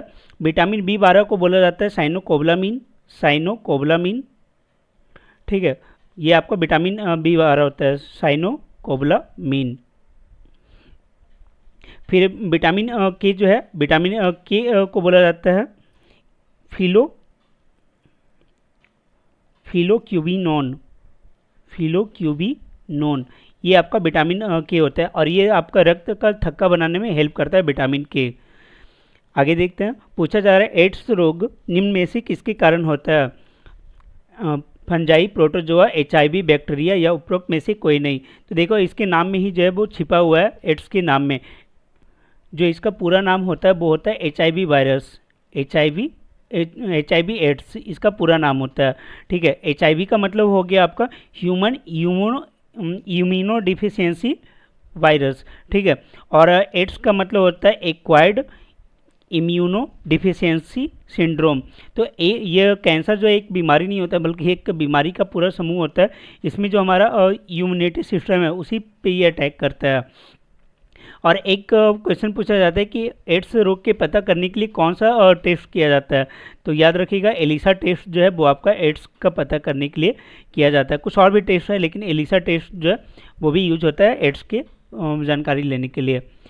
पूछा जाए मनुष्य की आमाशय की दीवार से स्रावित होती है जठर रस, इंसुलिन, यूरिया, पीत रस, या उपरोक्त में से कोई नहीं। तो याद रखिएगा जो आमाशय की दीवार है वहाँ से जो है आपका गैस्ट्रिक जूस या जठर रस स्रावित होता है और इसमें 3 चीज़ें निकलती है, ठीक है। एक तो आपका HCl निकल जाता है, दूसरा यहाँ से श्लेष्मा निकलता है, श्लेष्मा या फिर इसी को म्यूकस बोलते हैं, म्यूकस। और एक हो गया आपका गैस्ट्रिक जूस तो है ही, मतलब आमाशय की दीवार से ये 3 चीज़ें निकल रही है, HCl, म्यूकस और गैस्ट्रिक जूस। और HCl जो क्या है कि वो आपका आमाशय की दीवार को क्षति पहुंचा सकता है, इसलिए श्लेष्मा जो है वो उस दीवार की रक्षा करता है। अगर बात करें गैस्ट्रिक जूस की तो इसमें जो है 2 एंजाइम आपका पाया जाता है। एक तो आपका रेनिन पाया जाता है, ठीक है, जो कि प्रोटीन को तोड़ने का काम करता है। दूसरा एक पेप्सिन जोन पाया जाता है, पेप्सिन जोन, वो भी प्रोटीन को तोड़ने का काम करता है। तो अगर पूछा जाए कि प्रोटीन का पाचन जो है कहाँ होता है, कहाँ से प्रारंभ होता है, तो आमाशय से प्रारंभ होता है। पूछा जा रहा है वृक्क की रचनात्मक एवं क्रियात्मक इकाई क्या है। तो याद रखिएगा वृक्क की जो क्रियात्मक और रचनात्मक इकाई है उसे नेफ्रॉन कहते हैं और नेफ्रॉन के ही अंदर एक होता है बोमेन संपुट होता है जो कि ब्लड को छानने का काम करता है। नेफ्रॉन के अंत में ये जुड़ा हुआ होता है। फिर उड़ते हुए विमान की ऊंचाई किस से मापी जाती है। तो याद रखिएगा जो उड़ते हुए विमान है उसकी जो ऊंचाई है वो मापी जाती है एल्टीमीटर से। और अगर बाकी की बात करें एमीटर जो है ये आपका विद्युत धारा की जांच के लिए किया जाता है, प्रवाह को पता करता है। फिर बैरोमीटर जो है ये आपको दाब के बारे में बताता है, बैरो दाब मतलब वायु दाब को पता करने में। फिर कैलोरीमीटर जो है ये आपका ऊष्मा की मात्रा का पता करता है, ऊष्मा की मात्रा का। आगे देखते हैं, पूछा जा रहा है ऊर्जा संरक्षण सिद्धांत का अर्थ क्या है। तो देखो ऊर्जा संरक्षण का सिद्धांत का अर्थ यही है कि ऊर्जा न तो सृजित होती है ना ही विनाश होती है। तो वही चीज़ दिया हुआ है, ऊर्जा का सृजन नहीं हो सकता लेकिन विनाश हो सकता है, ये गलत हो जाएगा। ऊर्जा का न तो सृजन किया जा सकता है ना ही विनाश, ऑप्शन नंबर डी जो है आपका करेक्ट आंसर हो जाएगा। फिर यहाँ पूछा जा रहा है कि डिग्री और सेल्सियस तथा फ़ारेनहाइट स्केल के संबंध में को दर्शाया जा सकता है। तो देखो होता ही है कि इन का जो फॉर्मूला होता है, मतलब संबंध होता है, कुछ इस टाइप का होता है, C minus 0/100 is equal to F minus 32/100 ये होता है। जब आप इसे कैलकुलेट करोगे तो आपका कुछ 100 नहीं, ये आपका 180 होता है। ठीक है, तो जब इसे आप कैलकुलेट करोगे तो ये आपका आ जाएगा C माइनस 0/5 और F माइनस 32/9, F माइनस 32/9 कुछ इस टाइप से आ जाता। तो यहाँ पे कौन सा दिया हुआ है, ऑप्शन नंबर सी जो है वो दिया हुआ है, तो करेक्ट आंसर हो जाएगा ऑप्शन नंबर सी। देखते हैं नीचे। अच्छा, F बराबर ma, ये आपका जो है फोर्स के बारे में बताया हुआ है कि जो बल होता है वो क्या होता है, मास और एक्सीलरेशन अर्थात त्वरण का जो है वो गुणनफल होता है। द्रव्यमान और त्वरण का गुणनफल जो आपका बल होता है। फिर अब पूछा जा रहा है वायुदाब मापी पाठ्यांक में अचानक गिरावट निम्नलिखित में किसका संकेत है। तो देखो अगर ये वायुदाब मापी का पाठ्यांक अचानक से नीचे गिरता है तो उसका मतलब होता है आंधी तूफान का मौसम होगा। और अगर ये धीरे धीरे ऊपर चढ़ता है, ठीक है, धीरे धीरे अगर ऊपर उठ रहा है तो क्या होता है कि मौसम जो है वो साफ़ होता है। और अगर धीरे धीरे ये नीचे की ओर आ रहा है तो मौसम में जो है मतलब बारिश से युक्त मौसम होगा। अगर ये नीचे आ रहा है तो धीरे धीरे अगर आ रहा है तो, और देख लिए कि अगर अचानक से नीचे आता है या गिरावट होता है तो तूफानी मौसम आता है।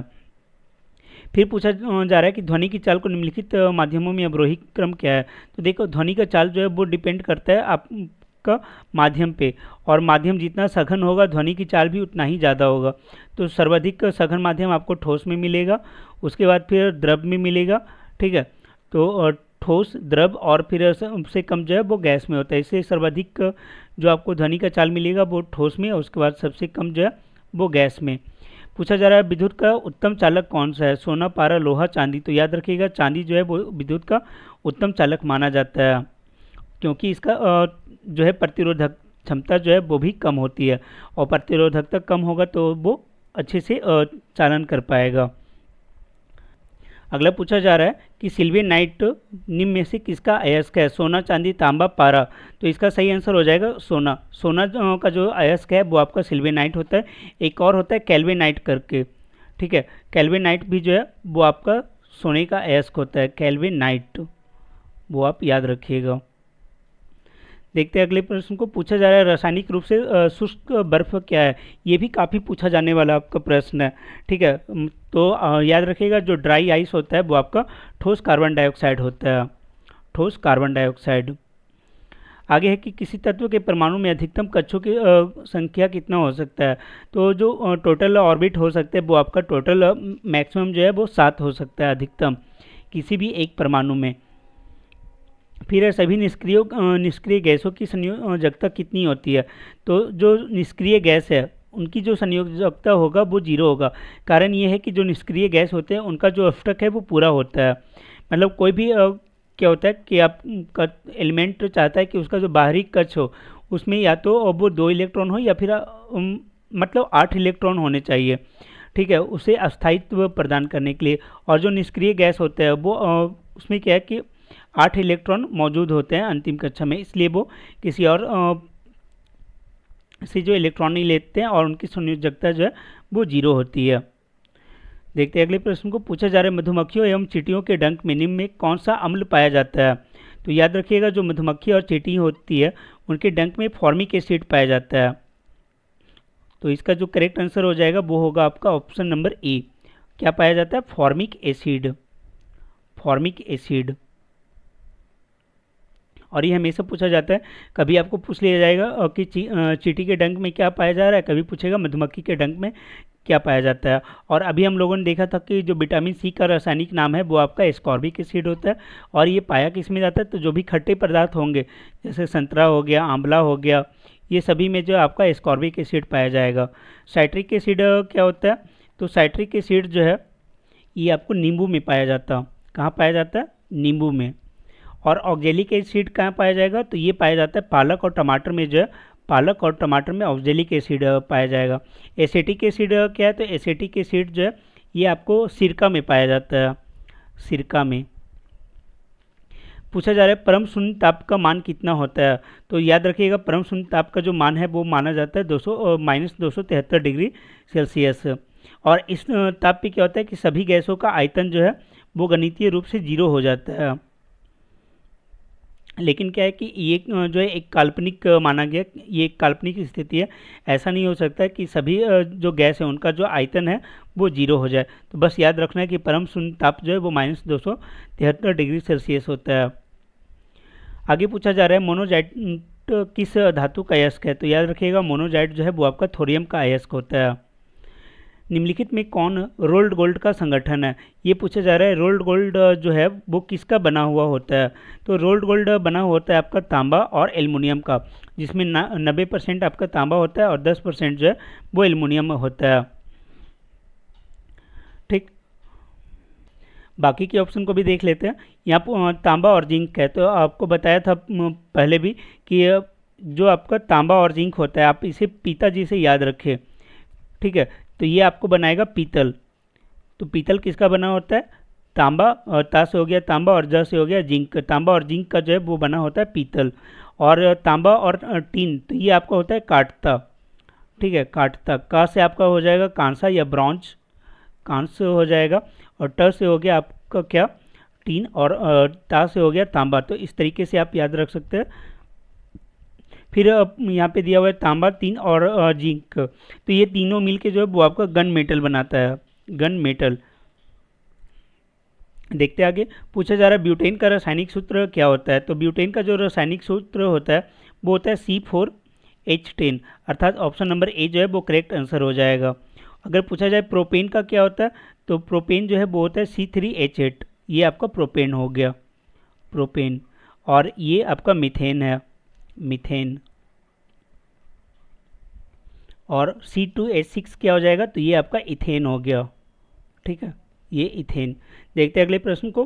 पूछा जा रहा है वाक्य एवं अभिव्यक्ति की स्वतंत्रता के अंतर्गत निम्न में से कौन सा शामिल है? ऑप्शन है प्रेस की स्वतंत्रता, प्रदर्शन एवं विरोध का अधिकार, मौन रहने का अधिकार, हड़ताल का अधिकार। तो देखो हड़ताल का अधिकार जो है वो वाक्य एवं अभिव्यक्ति की स्वतंत्रता के अंतर्गत नहीं आता। और केरल हाईकोर्ट ऐसा पहला न्यायालय था जिसने घोषित किया था कि हड़ताल जो है वो कानूनी रूप से गैर कानूनी है, मतलब वो जो है उचित नहीं है, ये बोला गया था आपका। तो ये आपका गलत हो जाएगा। हड़ताल का अगर इसे हटा दे 4 नंबर को, तो फिर आपका प्रेस की स्वतंत्रता, ये भी आपका वाक्य अभिव्यक्ति की स्वतंत्रता होता है। और प्रदर्शन अधिकार ये भी है, मौन रहने की स्वतंत्रता भी है, अर्थात ऑप्शन नंबर डी जो है वो करेक्ट आंसर हो जाएगा। फिर पूछा जा रहा है, और आपको मालूम ही होगा ये किस आर्टिकल में आता है? ये आर्टिकल 19 के अंतर्गत आता है, आर्टिकल 19। फिर संविधान के किस अनुच्छेद में यह वर्णित है कि राज्य न्यायपालिका को कार्यपालिका से पृथक करेगा? तो याद रखिएगा कि ये आपका वर्णित है किसमें? 50 में। 50-50 करने की जो बात की गई है, अर्थात न्यायपालिका को कार्यपालिका से अलग करने का, तो ये 50-50 अनुच्छेद 50 में ही है। देखते हैं आगे। पूछा जा रहा है भारत में आम चुनाव किस सिद्धांत पर आधारित है? अनुपातिक, प्रादेशिक, कार्यात्मक या समान प्रतिनिधित्व? तो ये जो है हमारे भारत में ये दिया हुआ है प्रादेशिक प्रतिनिधित्व के आधार पे, अर्थात ऑप्शन नंबर बी जो है वो करेक्ट आंसर हो जाएगा। जो भारत में आम चुनाव है वो करवाता कौन है? तो आपका चुनाव आयोग के द्वारा ये करवाया जाता है। और ये प्रादेशिक प्रतिनिधित्व के आधार पे आधारित है, मतलब हर एक क्षेत्र के लोग जो है इसमें आपके पार्टिसिपेट करेंगे, हर एक प्रदेश के लोग। देखते हैं अगले प्रश्न को। पूछा जा रहा है राज्य सरकार के संबंध में स्थानीय सरकार किसका प्रयोग करती है? प्रत्यायोजित प्राधिकार, उच्च प्राधिकार, स्वतंत्र प्राधिकार या समकक्ष प्राधिकार? तो देखो राज्य सरकार के द्वारा पूछा जा रहा है स्थानीय सरकार के लिए कौन सा प्रयोग किया जाता है? तो वो होता है प्रतियोजित प्राधिकार। प्रतियोजित प्राधिकार का मतलब ये हुआ कि वैसे सभी अधिकार जो है वो स्थानीय सरकार को दिए जाएंगे जिससे कि वो अपना शासन व्यवस्था जो है वो सुचारू रूप से चला सके, ये बात बताई गई है। तो इसका सही आंसर हो जाएगा ऑप्शन नंबर ए। देखते हैं अगले प्रश्न को। पूछा जा रहा है भारतीय संविधान की समवर्ती सूची की धारणा किस देश के संविधान से ली गई है? तो इसका सही आंसर हो जाएगा ऑस्ट्रेलिया। ऑस्ट्रेलिया से जो है ये समवर्ती सूची का ये लिया गया है कॉन्सेप्ट। आपको मालूम होगा केंद्र और राज्य के बीच शक्तियों का जो विभाजन है वो आपका ऑस्ट्रेलिया से लिया गया है और वहीं से ये बातें आती है। और अगर पूछा जाए ये किस अनुसूची में है, तो ये आपकी 7वीं अनुसूची में वर्णित है, केंद्र और राज्य के बीच जो है शक्तियों का बंटवारा। और उसी में फिर बोला जा रहा है कि ऑस्ट्रेलिया हो गया। फिर है कि ये समवर्ती सूची में कितने विषय जो आपके आते हैं?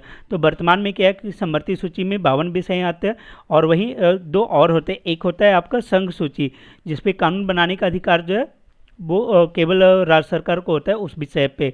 और वर्तमान में जो संघ सूची के विषयों की संख्या है वो आपका 100 है।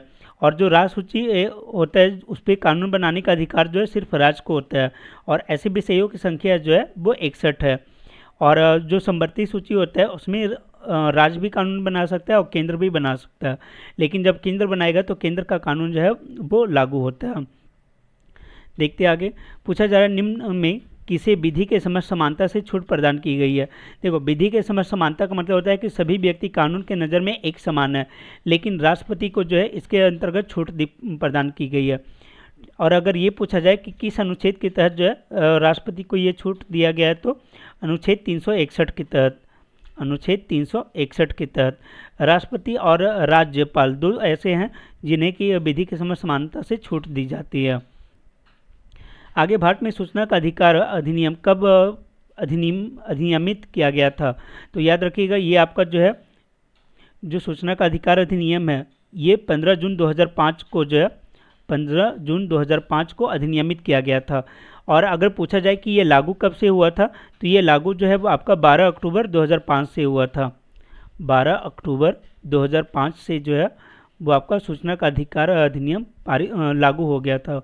अर्थात आरटीआई पूछा जाता है, बहुत सारे एग्जाम में पूछा जाता है कि कब से लागू हुआ, तो याद रखिएगा आरटीआई जो है वो आपका 12 अक्टूबर 2005 से लागू हुआ था। फिर पूछा जा रहा है संयुक्त राष्ट्र सभा के अनुसार बाल अधिकार के अंतर्गत निम्नलिखित में कौन सा अधिकार नहीं आता है? शुद्ध पेयजल, समुचित जीवन स्तर, शिक्षा, विवाह। तो देखो, बाल अधिकार की बात की जा रही है तो इसका जो सही आंसर हो जाएगा वो होगा आपका डी नंबर। डी जो है वो आपका बाल अधिकार के अंतर्गत नहीं आता। पेयजल आता है, शिक्षा आता है, समुचित जीवन स्तर आता है। देखते हैं अगले प्रश्न को। पूछा जा रहा है कि निम्न में किस पंचवर्षीय योजना में गरीबी उन्मूलन तथा आत्मनिर्भरता पर बल दिया गया था?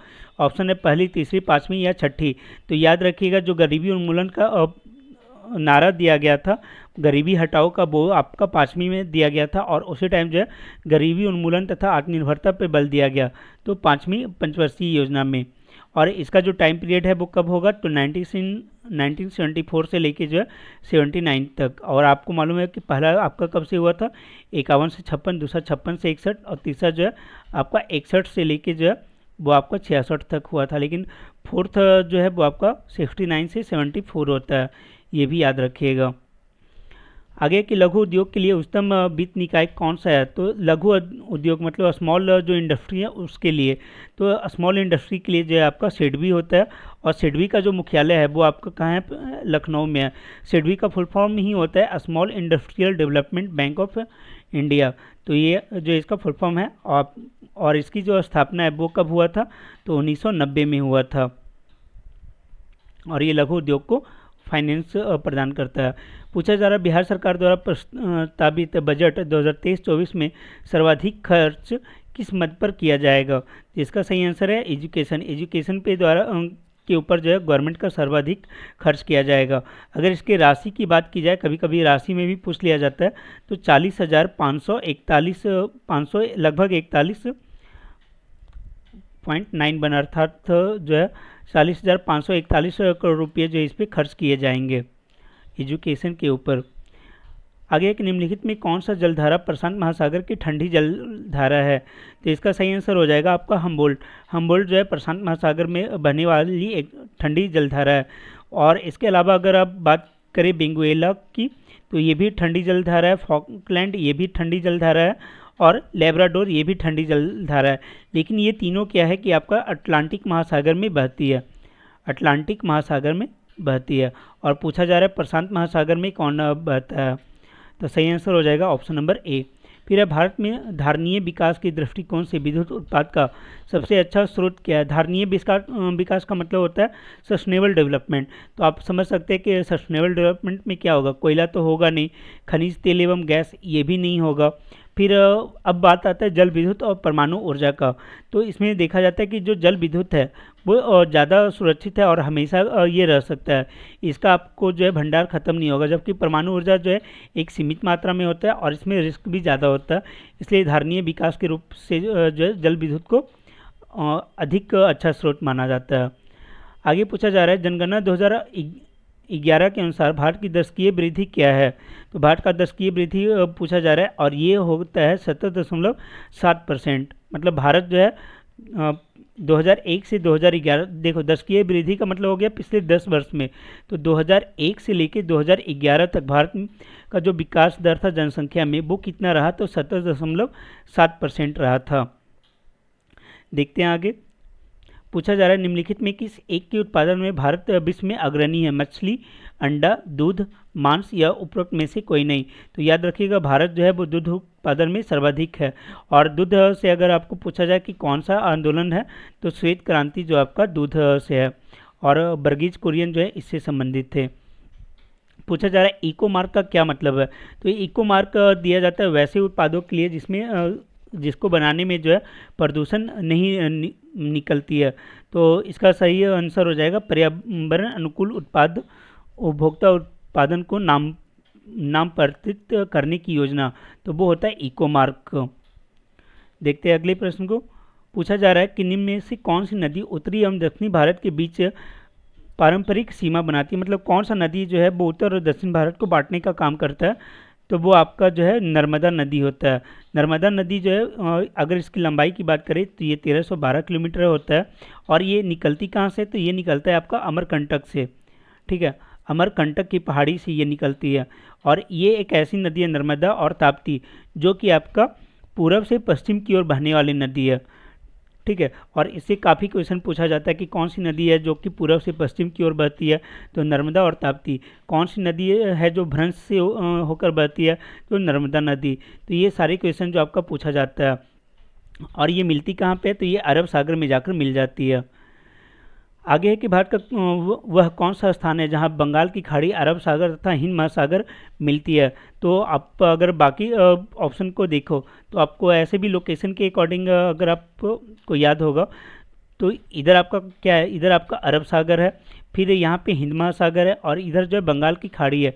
और वहीं पूछा जा रहा है बंगाल की खाड़ी, अरब सागर और हिंद महासागर। तो आपका ये जो क्षेत्र है तमिलनाडु का क्षेत्र, वहाँ पे जो है ये तीनों मिल जाती है। तो वहाँ पे क्या आता है, कन्याकुमारी आ जाता है। तो सही आंसर होगा कन्याकुमारी। आगे निम्नलिखित में कौन एक सुमेलित नहीं है। नाथुला दर्रा अरुणाचल प्रदेश, ये गलत है। नाथुला दर्रा ये आपका कहाँ पे, ये आपका सिक्किम में है, सिक्किम में स्थित है। ठीक है, बाकी अगर देखिए लीपू लेक की, तो लीपू लेक आपका उत्तराखंड में, रोहतांग आपका हिमाचल प्रदेश में, पाल घाट जो है ये केरल में है। तो सही आंसर हो जाएगा ऑप्शन नंबर ए, नाथुला दर्रा जो है वो अरुणाचल में ना होकर सिक्किम में स्थित है। फिर पूछा जा रहा है निम्नलिखित राज्यों में किसकी तटरेखा सबसे लंबी है। महाराष्ट्र, आंध्र प्रदेश, केरल, गुजरात। तो याद रखिएगा गुजरात की जो तटरेखा है वो सर्वाधिक लंबी है, लगभग 7516 किलोमीटर जो है इसकी कुल लंबाई है। इसकी नहीं, मतलब भारत की कुल लंबाई क्या है कि 7516 है, और उसमें सर्वाधिक जो लंबी तटरेखा है वो आपका गुजरात की है। और अगर पूछा जाए कि भारत के कितने ऐसे राज्य हैं जो कि तटरेखा के साथ अपना बाउंड्री शेयर करते हैं, मतलब वो उनका बाउंड्री जो है वो समुद्र से लगता है, तो याद रखिएगा 9 ऐसे राज्य हैं और 4 ऐसे केंद्र शासित प्रदेश हैं। 9 आपका स्टेट हो गया और 4 जो है आपके यूटी हैं जो कि समुद्र के साथ अपनी सीमा लगाते हैं। आगे है कि निम्नलिखित नदियों में किसको दक्षिण की गंगा कहा जाता है। तो दक्षिण की गंगा के नाम से जो है वो आपको गोदावरी को जाना जाता है। कहीं कहीं पे आपको कावेरी भी देता है, लेकिन दक्षिण की गंगा जो है वो गोदावरी जाना जाता है। देखते हैं अगले प्रश्न को। पूछा जा रहा है निम्नलिखित में कौन सी फसल मृदा को नाइट्रोजन से भरपूर कर देती है।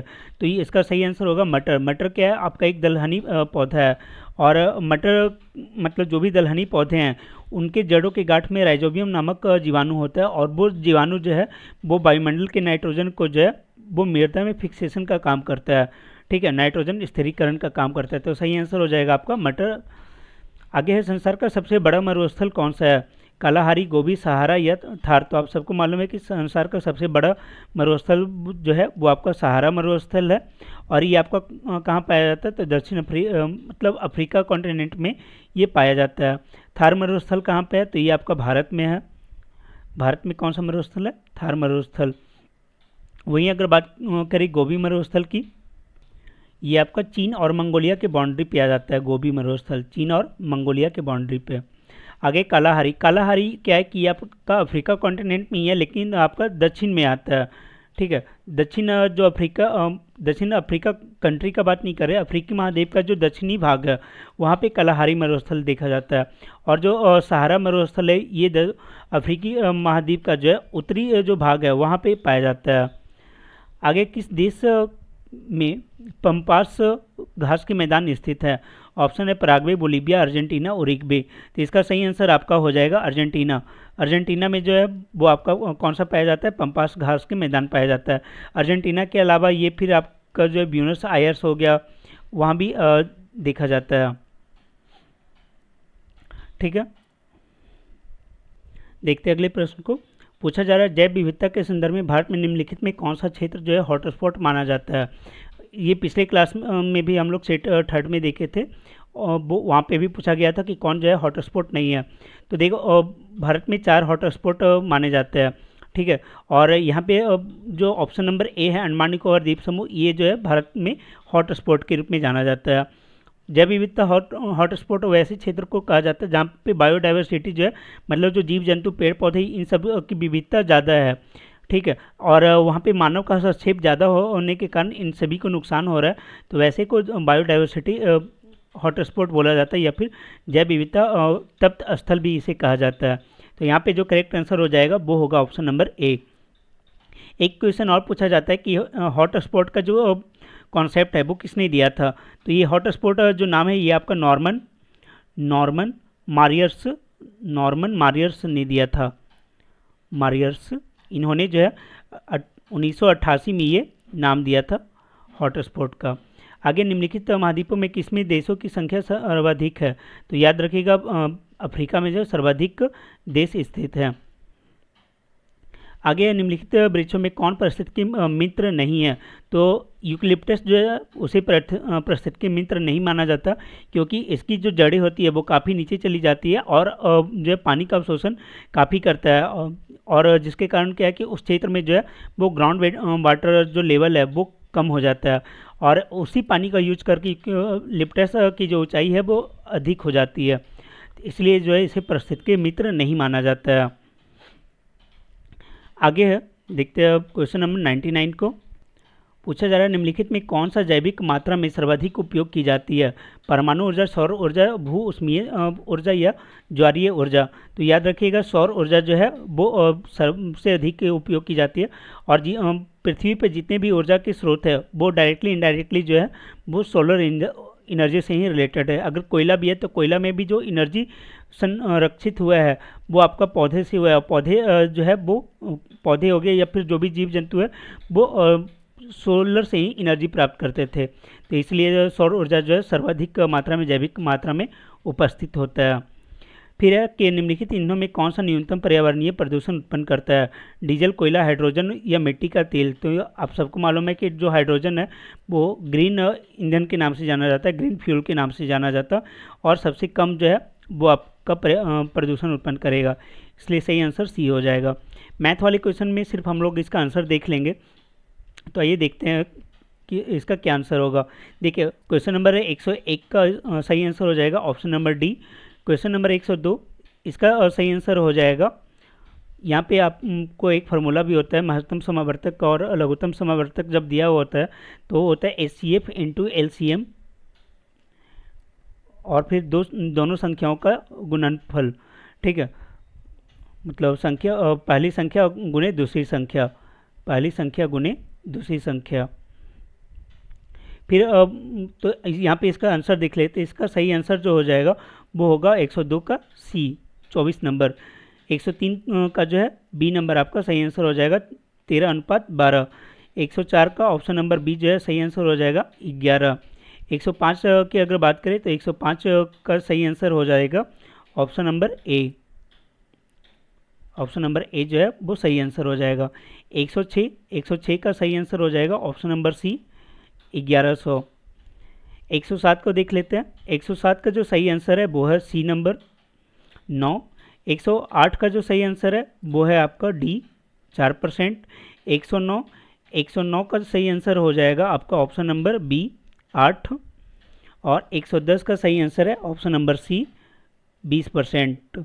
111 का सही आंसर हो जाएगा option number A 43152। Question number 112, इसका जो सही आंसर है वो है सी नंबर अर्थात 14। और 113 का अगर बात करें तो इसका सही आंसर हो जाएगा ऑप्शन नंबर सी 18। 114 इसका सही आंसर हो जाएगा आपका ए नंबर जो है इसका सही आंसर हो जाएगा। 115 का सही हो जाएगा आपका ऑप्शन नंबर बी 49। ठीक है, 115 नंबर का करेक्ट आंसर है ऑप्शन नंबर बी 49। 116 देखते हैं। 116 का सही आंसर हो जाएगा आपका ए क्यू ए। और 117 का सही आंसर है ऑप्शन नंबर ए 5 और 6। 118 देखते हैं। 118 का सही आंसर है option number B Q U I F C P. और 119 का सही आंसर हो जाएगा स्टीव जॉब्स। और 120 का सही आंसर हो जाएगा आपका ऑप्शन नंबर सी LANCR। ठीक है, तो ये इस तरीके से आपका जो सेट नंबर 4 है वो आपका कंप्लीट होता है। जल्द ही हम लोग जो है सेट नंबर 5 को लेके आएंगे। तो इसी तरीके से आप अपना सपोर्ट देते रहिए। अगर आपको वीडियो अच्छा लगा होगा तो आप इसे लाइक करें, अपने दोस्तों के बीच इसे शेयर करें। और अगर अभी तक आपने चैनल सब्सक्राइब नहीं किया है तो सब्सक्राइब कर लें। Thank you.